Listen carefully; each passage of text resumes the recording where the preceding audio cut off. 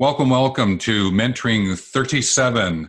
This is part of the sharing of information about mentoring from the international mentoring community. And I'm Stephen Hobbs, and I'm the Director of Certification. And we also have Doug Lawrence, who's the Director of Education. And the two of us are co-creating the international mentoring community. And we wanted to bring ideas to you. So the basic format will be is we'll always read out what we understand mentoring to be as a definition, and I'm going to have Doug do that. And then I'm just going to outline that we're going to look at the action outcomes that make up the profile that one can go after, which is a certificate of competence mentor. But there's 68 action outcomes associated with the profile. And we're going to take one of them each week and have a conversation around those. And then we're going to go into some of the news that's available to you through the international mentoring community. And one of the great things is that we're going to have Doug. He's been monitoring where people are asking questions about mentoring and being a mentor. And we're going to have him discuss one that he's just responded to lately. So that's the basics of where we're going with this. So to get us started, what we're going to do is have Doug read out the definition of mentoring. All right, so hello everyone. So the definition that we use is one that goes as follows. Mentoring is about a two-way, trusted arrangement in which the mentor and mentee can form a deeper and richer collaborative alliance, resulting in both learning and growing personally and professionally. So there's a lot to unpack in there, right, Doug? We understand that. And over time, we're going to unpack that. But let's just think about this as a mentoring 37 minutes. We have a conversation about different aspects of mentoring. We have some presentations. And we might even have some of you who are listeners on the call as well. On this podcast, on this video show. It's going to be used in many different ways over the course of a week. But one of the things that I wanted to just really emphasize is that why Mentoring 37? Yes, to share the news. I've said that already. However, what we're attempting to do here is to co-create community. If you remember, it's international mentoring community. We understand international, obviously we're going to work around the world. Mentoring, given the definition, we know that's the focus, but this notion of community. And what we're looking to do is to invite people into the conversation. So we're looking, secondly, is to start establishing collaborative conversations about mentoring for the world, being a mentor for the world. And that's where we're going. Anything you want to add to that piece, Doug, at this point? No, but I think that what you're discussing or what you're sharing is going to tie in quite nicely to one of the responses that I replied to. And we'll get there in the next little bit. So sure. Okay, great. Well then, again, just to remind us, there are 68 action outcome statements in the profile for your Certificate of Competence Mentor. And what we're going to do is we're going to be looking at the first one, and speak responsibly. There's so much just in those two words that it's worth unpacking at this point in time so that what we can do is see where that takes us. So let me just do it this way. When we think of the word speak, we might think of words like talk, share, chat. These are words that we associate with it. And often what takes place is that each of those words that we use brings up a certain image of the kind of conversation that you're having with the person. Like when I think of chat, it's a little bit more informal, right? And a chat might be what happens within mentoring, right? The mentor and the mentee are in a chat, and it's just very informal. But sometimes you might get to a point where the mentor wants to share something, and that leans into educate a little bit more. There's a bit more formality to it. And this notion of speak, we know about, keynote speakers and thought note speakers. And the idea was sort of, when Doug and I put this together, we just sort of said, okay, well, look, we'll use the word speak because it's sort of somewhere in between this sort of formal flavor and this informal flavor. And we just thought that speak would be a really great way to look at it, because it also brings up the whole notion of things like tone and word choice and this notion of direction and charge. So let me unpack that just a little bit. Because when you're mentoring and serving as a mentor, your mentee is, in a non-conscious way, listening to the tone. And if you just drone on, that's a tone. Or if you're really excited and doing it because you really want to share it, that's a little bit too much. It's finding that balance again for the person that you're interacting with. And that's where, the arrangement, you've got to share, you've got to chat, you've got to speak, you got to use all of them to figure out what's going to work the best for you. But another part of this is word choice. And the best example I can give of that is the yes-no. In one situation, yes might be, whoa, great. In another situation, answering yes might be, oh. But we tend to always think of yes as being a great response or the correct response or the positive response. Well, sometimes yes can bring out it's a no, right? It brings out the no side of things. So again, the use of the words that we take into the mentoring situation. Another great one that I always remember is and but. Right. When you're sharing, when you're speaking, when you're chatting, and you throw in but, it can very much draw you back, pull you back, because it sort of has a sort of an abruptness to it. If you use and, it's the form of like a connector and keeps you moving forward. And one of the other things that I know is that when we speak, there is a direction and there is a charge. And what I mean by that is that the words that you're using sets in motion a direction. And that's why it's very important when we say speak responsibly, there in that phrase, those word choices, there is a direction, but there's a sense of charge responsively, right? It's not speak so that to be understood, it's speak responsibly. There's something there. And that's what I want to take a look at responsibly now and sort of unpack it. Now, responsively, it also links to the notion of responsibility, to respond. There's a neat connection there. So to speak responsively is to speak from a place of responsibility, not from a place of reaction or defensiveness. It's to come from a place of responsibility to do things. So what are you responsible to do when you speak responsibly? Well, you must have been listening to something, so you're going to speak in response to it, or you're setting something up so the mentee can listen, and you are setting in motion something that's going to be responsible to keep the arrangement moving forward.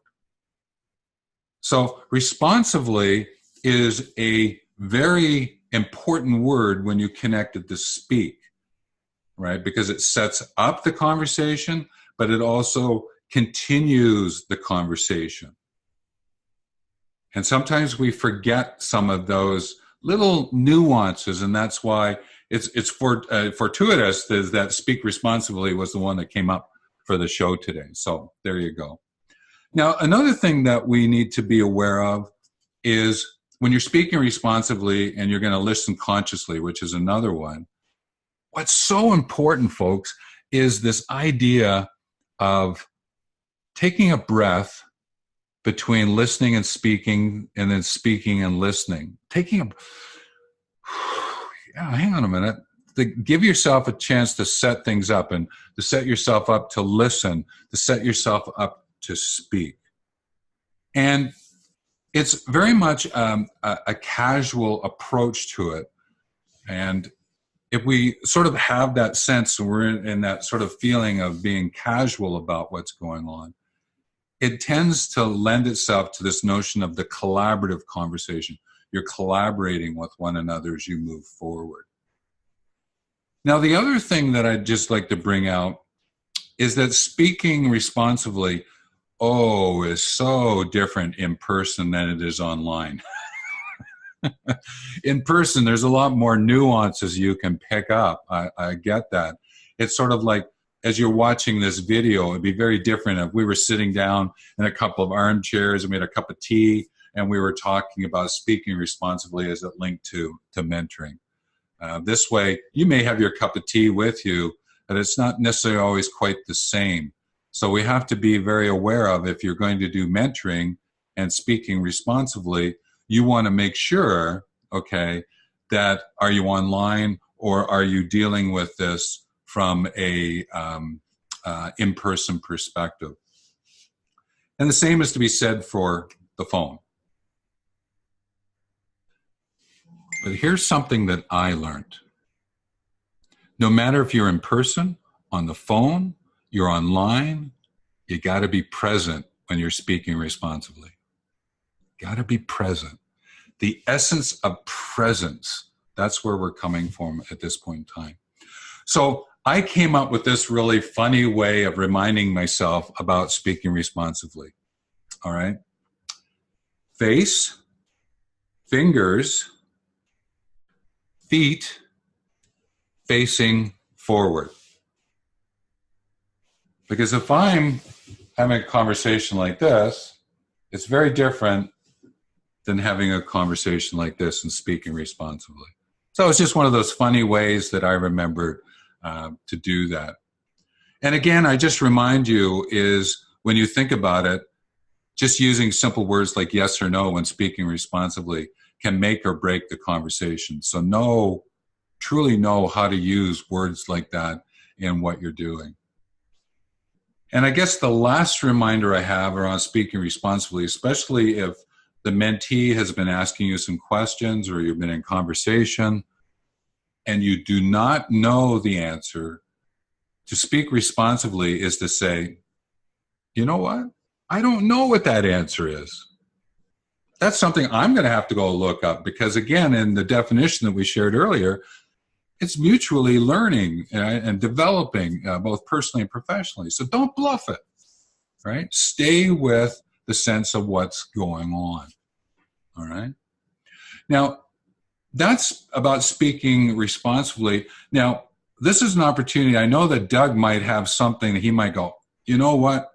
I'd like to add this little piece of wisdom from his time as serving as a mentor. So, Doug, you want to just share what that is? Sure. So there's a couple things that you spoke about that fit quite nicely into, and maybe what I'll do is let me set the stage. So I was actually, I'm going to tell a bit of a story. So I was actually working with a chap I was brought in, and it was one of these situations where it was, I'm going to call it termination versus mentoring, for lack of a better choice of words. So either we change the behavior of the employee or that employee is going to be terminated. And so when I met with this individual for the first time, I found somebody that was very closed off, arms crossed, wasn't open to having a conversation, made it abundantly clear to me that I don't share any of my personal information. And so part of what I needed to be able to do was, so I was listening and hearing what he was saying, the little bits and pieces that he was saying. And what I needed to figure out was, what is my strategy going to be to kind of bring his walls down so we can get inside and have that conversation around, you know, what's actually taking place. So part of that is by speaking responsibly, you can actually create a safe environment. And to be successful in a mentoring relationship, you need to create that safe environment. And so how I went about doing that was, and another thing of speaking responsibly is taking the experiences that I've had and figure out how am I going to share those in a responsible way with this particular individual. And I used a storytelling technique.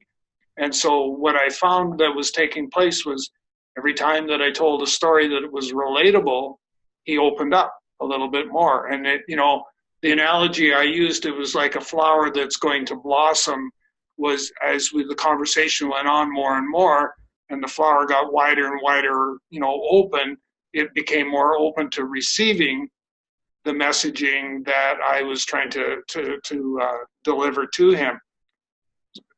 What's also important, though, is with the speaking responsibly, I needed also to be able to listen and hear what his responses were to the story that I told, because that was going to guide me in a direction to continue sharing and speaking responsibly, you know, with him to get him to open up more than what he already had.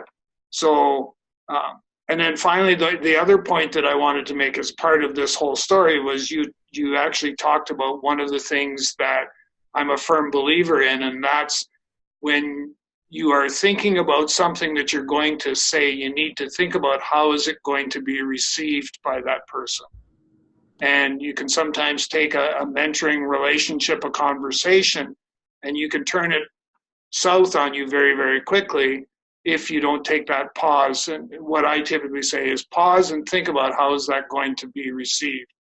And I think I'll leave the story at that because I want to be able to share more of that a little bit later on. So I'm just going to use that as a bit of a teaser for everybody that's listening today.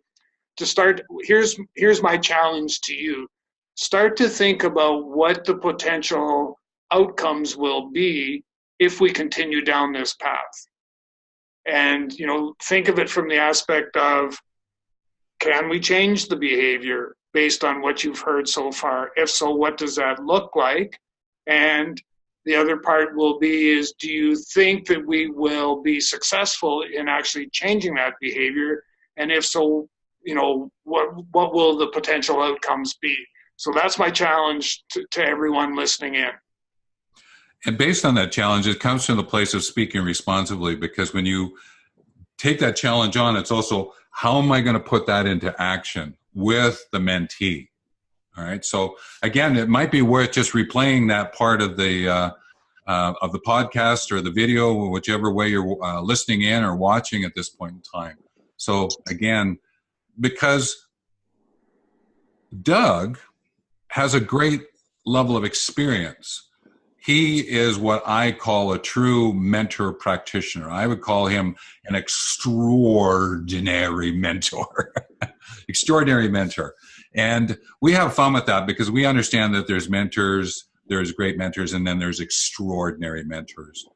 And what Doug has done and why he's so suited as the Director of Education for the International Mentoring Community is he continually practices. He's continually working with mentees, whereas I tend to have gone now a little bit more into the background from a certification point of view, right?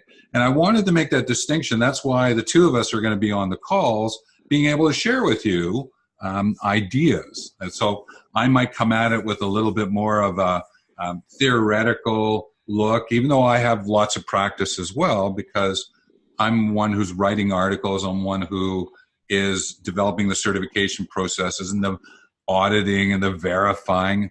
And Doug is doing a lot of the education. He's out there. So what are the couple of topics that you're bringing to the foreground out there, Doug, through the work that you're doing? I don't want to say it's shifted. I think that my focus, my philosophy on mentoring has changed immensely. And part of the reason for that is the aspect of having gone through the Certificate of Achievement Mentoring and the Certificate of Competence Mentor. And what I found for me, what that did was it gave me a deeper, richer understanding of the mentoring process.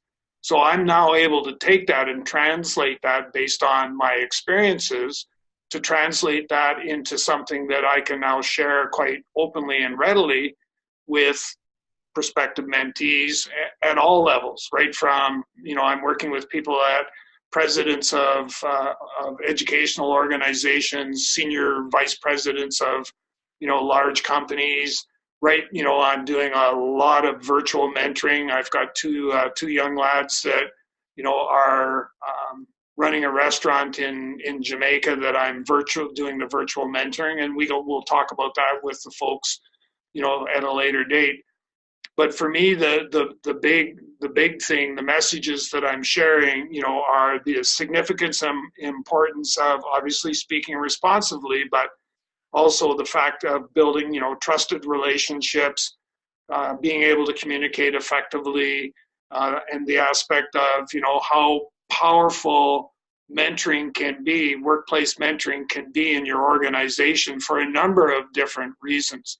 So a lot of those are the messages that, we're trying to get out there, and, and people are starting now to respond back to us to be able to say, okay, tell me more. I want to learn more.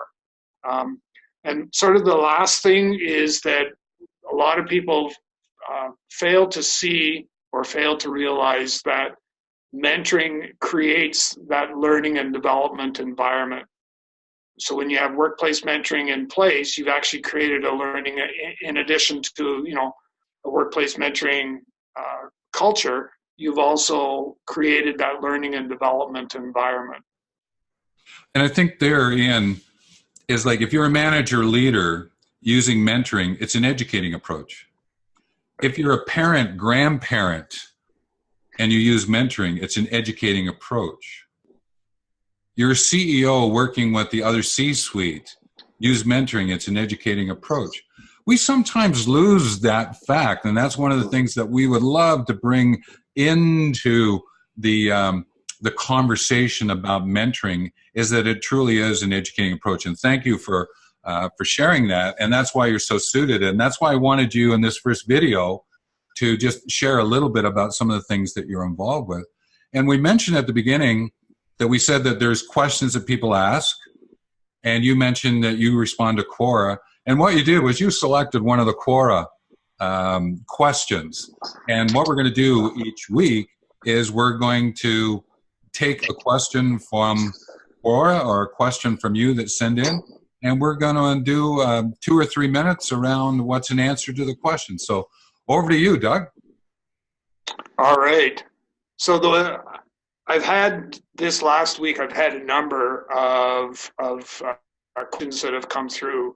And this one I found to be very, very interesting because, well, let me just pose the question. So the question that was posed was, how would the world be without mentors? So I think we need to think about that for a moment. And part of what I wrestled with was, well, how can we even answer that question when we don't know what the world would be like with mentors? Because we haven't really, as I call it, we haven't really opened our doors wide enough to be able to step inside and say, okay, wow, look at this around here. Boy, here's a place, here's an organization, that has adopted mentoring principles and concepts, and boy, it's part of their whole organization's philosophy. We're not there yet. And so part of to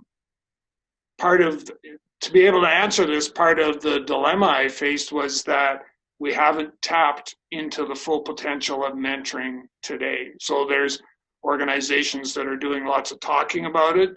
There's organizations that have implemented programs that haven't really fulfilled their needs because they weren't customized to their organization.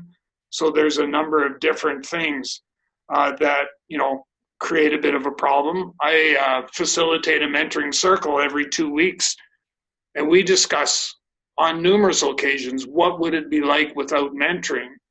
And, they jokingly, of course, say, well, we wouldn't be getting together on these alternate Saturdays to have this conversation, which is true. However, it goes beyond that. So part of my answer that I went back to this person that asked this question was the aspect, what if I was able to illustrate what it would be like if we truly embraced the gift of mentoring and actually could imagine a world where mentoring was in place right from the very moment you enter or you're brought into the world. So just think about that. So there you are, and I mean, that's a stretch, but there you are, you come into the world, you're starting your journey through life, and you get exposed or you get presented with mentoring right out of the gate. Mentoring will then begin in the home. So your parents would have, mentoring tools and techniques to be able to work with, with their children. The children go to school, and at all levels of the elementary and into higher education, mentoring is there for them. So it's, peer mentoring, peer-to-peer mentoring, so students mentoring students, and so on and so forth. And then when you leave the educational arena, hoping that we never quit learning, of course, but when you leave the formal education, process, you then get into the workplace where, oh my gosh, mentoring is still being used and it's embraced, and organizations, as soon as you walk through the door, as part of the onboarding process, they assign you with a mentor. Imagine what that would look like versus looking at it from the aspect of what if, what's the world like without it? Imagine what it will be like with mentoring and, looking at it from, like I said, the family, the schooling, and then into the actual workplace. That was the picture that, I painted. It was a world that prides itself on the aspect of learning and the sharing of knowledge with others through the gift of mentoring. And that was kind of, long story short, that was the response that I shared back in response to that question. So in many ways, this gift of mentoring, this is what you're talking about. It's actually a book that you wrote called The Gift of Mentoring. And this notion of encouraging mentoring throughout one's life. If one does a search of word mentoring, you see a lot of references to youth. I see it a lot to do with business startups for the entrepreneurs. You see mentoring in the workplace programs for people who are looking for career advancement. We're not seeing as much about those people who may have moved into a lifestyle where I've done my work years, in a sense.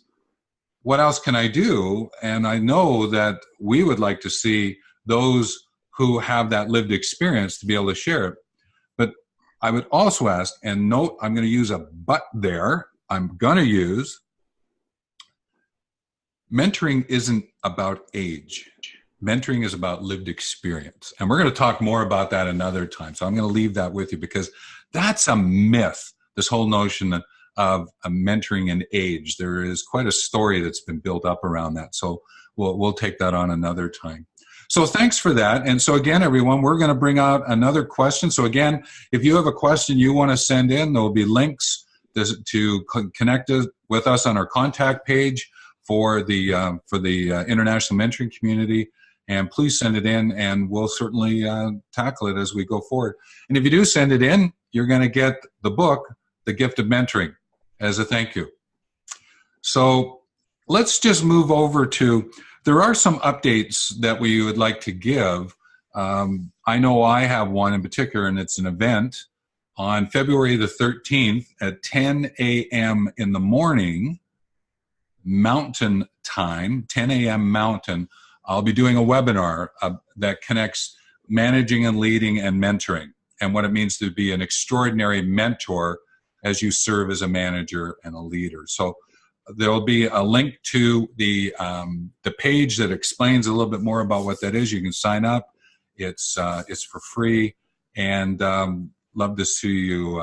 Love to see you there. So that's the one thing that I know that I have is an update. Is there anything from your end, Doug, about anything major that's going on at this point in time? I think the one thing that I'll I'll mention is the aspect of a mentor log training course that we're going to offer in the not too distant future. So I have a particular type of log that I use that is very detailed and captures. It's a great tool to use if you're, well, at any time, but more importantly to help with your portfolio for certification and recertification, because it does provide a lot more detail and stuff in it. And so we're going to pull together. It'll be a short training course that people will be able to go through and understand how to use it effectively and why it's important. And we'll talk about all of that. Yeah, and it's one that you've used for many years now, and you've detailed up the your learning, the stories, how you're going to shift things, how you're going to speak responsibly next time. Oh, did I just slip that in? And to be able to keep track of what's going on. So thanks for reminding us about that. So each month there'll be something new that we'll be bringing out from the international mentoring community for your value add. So we certainly will be encouraging you to sign up for that information, and there will be more details about that on the respective pages that are forthcoming, but you'll see them linked with the video series that we're creating. On the podcast, one of the things that I would encourage you to do is two things. One is go to wealthmovement.com/wealth-blog. So let me spell that. WELLTH movement.com/wealth, WELLTH-blog. And you can go to talentc.ca/blog. Let me spell that out. TALENTC, the letter C, .ca/blog. So the Wealth Movement is the blog that I write. The Talent C is the one that Doug writes. So each of our businesses, we brought it together to co-create the international mentoring community to get it started. So those are places to certainly get the information. Now, Doug, is there any other event or any other mentoring situation you just want to take a minute or two to just share with everyone? Well, the one thing I guess is where things are in motion to create mentoring minutes with Doug Lawrence. So with myself, very short, very succinct, 2 to 3 minute kind of messaging to get certain things out there. That will come, obviously. My sources for what the topics will come from you, the listeners, as well as like I mentioned earlier. I do facilitate a mentoring circle, and we explore a lot of different things, which I'd be more than delighted to share, albeit in a smaller version, but I'd be delighted to share with our listening audience as well. So stay tuned for that. It will be coming in the not too distant future.